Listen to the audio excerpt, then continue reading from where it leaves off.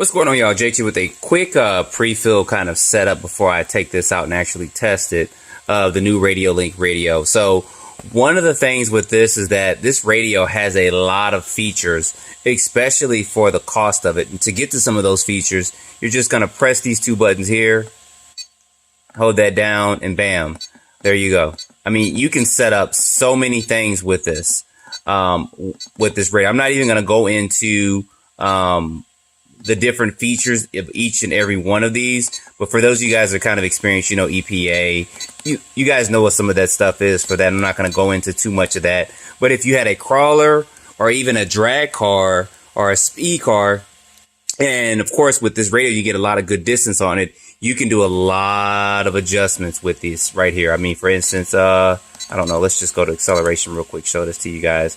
It shows you the percentages you can kind of set that at. Get out of here.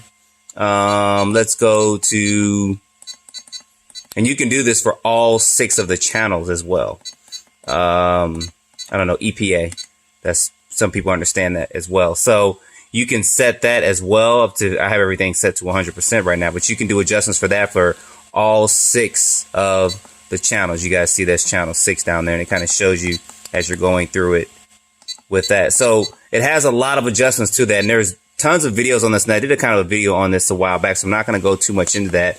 One of the features that I know that people wanted to know about with this particular radio was going to be the traction control type system, which I'll show to you, and then also how this reads on, how this can read the battery voltage to your radio. Now, the thing about this is this has XT60 connectors on it, and I don't have really anything to hook up to an XT60 to my actual ESC, right? I may have to solder something at some point. So keep that in mind when you buy this, that you will either have to unsolder these and put some connectors on it that's going to work with your particular battery in your setup, or you're going to have to buy some adapters or something like that for it.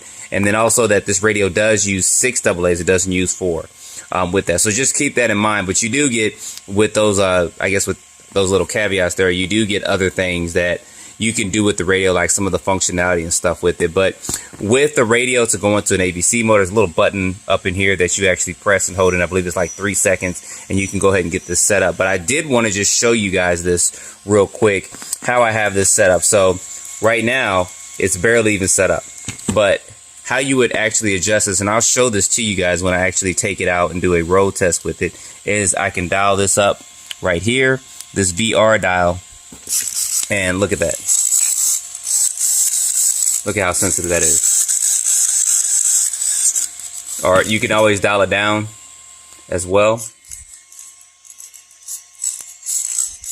So this is one of the things I think a lot of people were looking at, because a lot of radios and receivers that have this kind of traction control feature costs, I guess, $100+ for it, and they don't give you a lot of the features that this radio has, plus the distance this radio has. I've never had any issues with any of these radios with doing, you know, speed runs or any distance or any interference or anything like that. But I did kind of want to show this to you guys first before I went out and took this out, so that I don't have to go into that particular video where I'm doing a test run and kind of explain this or give you guys kind of a brief overview of that. So anyway, guys, there's a link down below if you guys are interested in this radio. It does cost $75. I did mention before in the unboxing that it is a good radio. It does feel good in the hand. It doesn't feel too bulky, although some people may say it looks bulky, but it actually feels good in the hand. It's not too heavy. And I know a lot of crawler guys and a lot of speedrun guys use this radio as well. So my next test is going to be out in the field. I'm actually going to test this traction control functionality on here. And then at some point in time, a little bit later, I will test this as well, as far as testing the voltage of the battery and reading that directly to your radio. As soon as I figure out how I'm going to go ahead and do this, I don't know if I'm going to cut these or try to find some adapters or something like that for it, but we'll figure or cross that bridge when we get to it. And just so you guys know, this wire actually goes into the receiver, plugs in right up there, and this plugs into one end of your battery, and of course this plugs into your ESC, so it can read that voltage and stuff through. So that's kind of how that works there for that. So anyway, guys, put your comments down below. Stay tuned for more videos, and thanks for watching.